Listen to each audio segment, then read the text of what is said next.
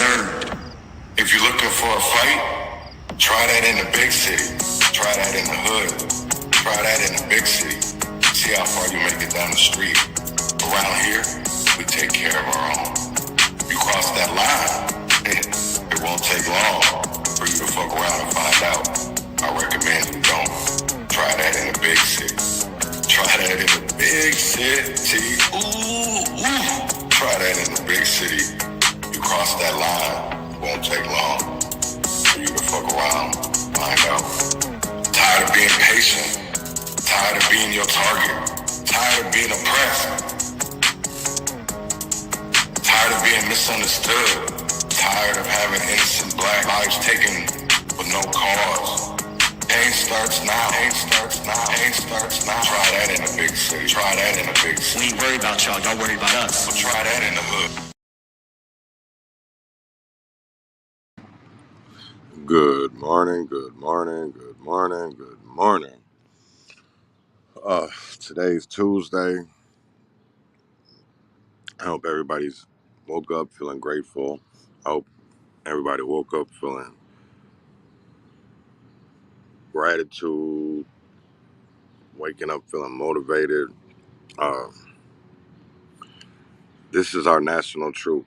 America would not be America without the wealth from black labor, without black striving, black individual, black resistance, ingenuity. So, but when we sit here and we talk about black, what does it mean to be? What does it mean to be black? Because growing up, all we heard was we were this, we were that. I don't know where all black people come from. I know where I came from. I know my story. I know a lot of obstacles in life was getting rid of the can't, or you're not allowed to do that. No, you don't want to do that. The no's and the can'ts, and realizing that I can, and realizing that sky is the limit. For a very long time, until I hit my 40s, I was a black victim. Because the legislation allowed me to be a black victim, to be a black whiner, a black crybaby, instead of a black victor. And that's what I realize now, is that education is the passport to the future, and without an education we can't move forward. So how do we move forward without education? Because we see how the ignorance in America, we see the ignorance in how policies, practices, procedures are done. And how do we combat that? Because right now we're undereducated. So there's so many things that are laws, or ordinances, or statutes, and because we are undereducated, we don't really know the full the full clarity, or the full clarification behind these laws or these statutes, because there's loopholes around it. I sit there and I think about it. I don't know who anybody has listened to, Robert Davis's story, and just, or even, we'll go Minnesota, Marvin Haynes, or we can go Mayan Burrell, or Timothy Magruder, all innocent black men that were railroaded by the system because they didn't know any better. Their parents were undereducated.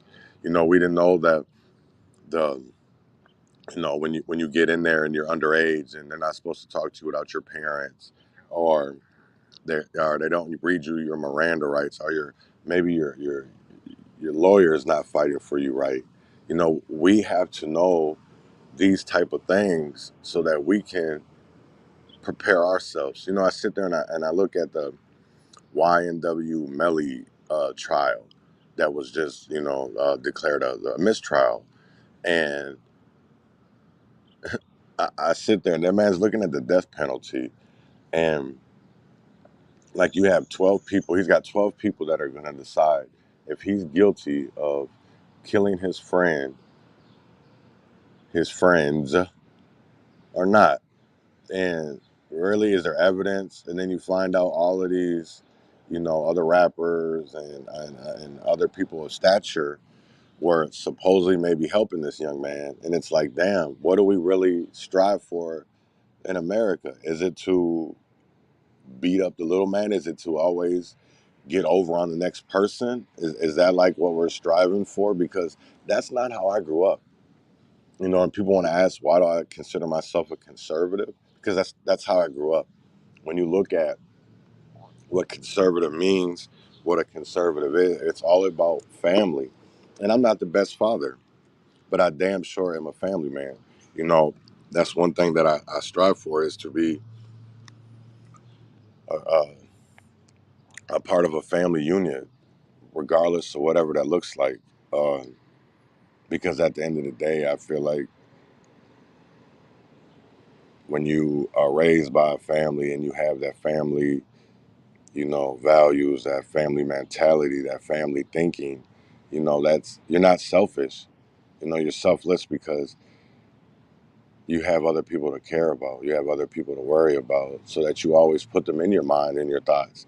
And that's what a village is. And I don't understand why people don't get the full gist, the full get up behind, what actually a family is, and what a family unit does, what it represents. Because it represents more than just a word. It represents more than just a household. A family is a multifaceted word, a multifaceted action. You know, family isn't just blood. Family is people that are in the trenches with you. Family is people that blood, sweat, and tears with you. Family is the ones that you can pick up the phone and you can call regardless. Doesn't make it. I think people have these words and these meanings and everything that is so behind it, instead of just looking at the shit for what it really is. Words have changed over time. That's one thing that I know, even just of, doing research and looking back in time. Why do you think, I listened to this podcast called Color Code, and a lot of it is they talk about codes, the wording from the 1800s until now, because we've been called so many different things. We ain't just always been called niggers. We've been called swamp monkeys. We've been called sand niggers. We've been called a multifaceted uh, types of discriminations and words. And why do we let words phase us? That's one thing that I definitely can say that, yeah, the nigger word still bugs me when I I hear it, or I'm called it. And that's just, for me, is because people are undereducated. They're ignorant and don't even really understand and or even know what they're saying, because nigger just means ignorant. It doesn't mean that it's a black person. What it means is that nigger, it means ignorant person. So why did they put that on black people? Because I know a lot of whites that are fucking ignorant. I know a lot of Native Americans that are ignorant. I know a lot of Hispanics that are ignorant. So why did they just put that on black people? Well, let's get to the main uh, topic. The main issue behind that is, why do they call black people niggers? Why is it in the dictionary nigger means ignorant? I'm not ignorant. I'm not dumb. So why do we take offense over a word that has nothing to do with us? Because some people told us that it was the Merriam Dictionary. Is that why?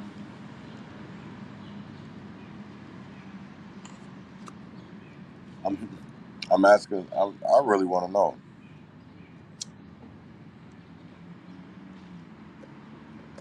Why is it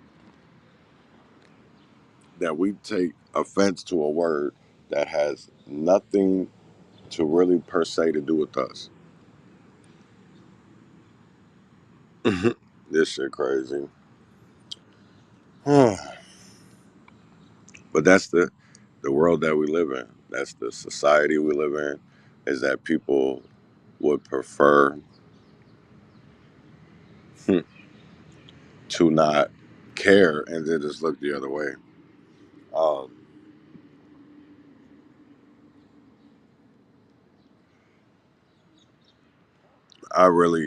I know I've been, me and John Tell, I gotta only speak for me right now. I can't speak for John Tell. Um, and honestly, this is, I don't know, I guess we'll just call it a vent session because a mofo kind of, I ain't gonna say I'm lost, but when it comes to, you know, there's things that you just gotta realize of what matters, what do you care about? Is it worth it? And I fight that fight in my head every day. Is it worth fighting for? Is it worth the backlash? Is it worth being down? Is it worth being belittled? Is it worth being defamed? Is it worth being slandered?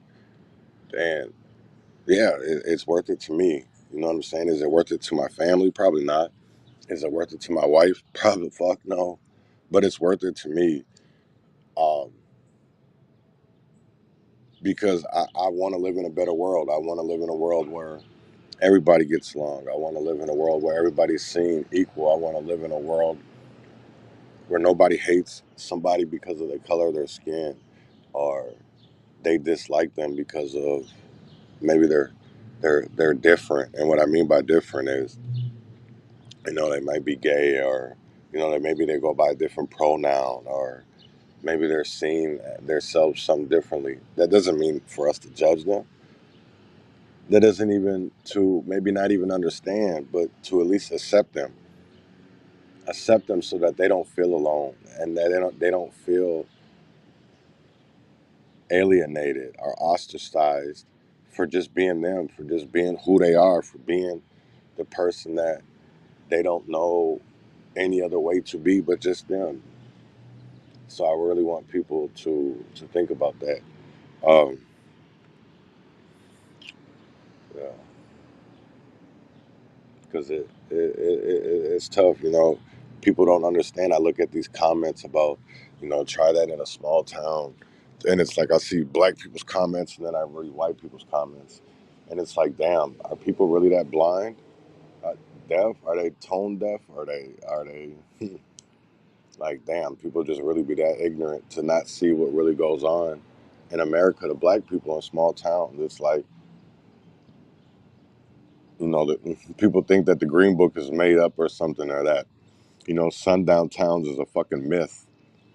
It's not. It's fucking reality. It's been a reality that blacks, browns are treated differently in smaller towns. Out of sight, out of mind. If they ain't ever seen a black person, if they have never been around a black person, and all they see is CNN, Fox, movies, 60 Days In, reality TV, they're going to think that's how black people are. They're not even going to know that we're just like them. The only difference is we have different skin colors. That doesn't make us different. No, it just means that you should still love everybody. It doesn't mean that nothing is different. So I want people to remember that. There's nothing different about us. We all have the same nose, same ears, same fingers, all of that shit. So when you look at your neighbor, don't look at them and see them for their skin color. See them for who they are, a human being. The same as you, the same nose, same ears, might be a different form, might be a different length, but we're all the same.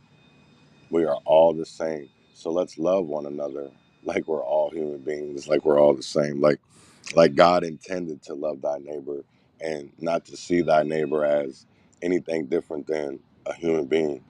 So, with that being said, win or fail, freedom or jail, heaven or hell, wish me well. We gotta take. Respect is earned.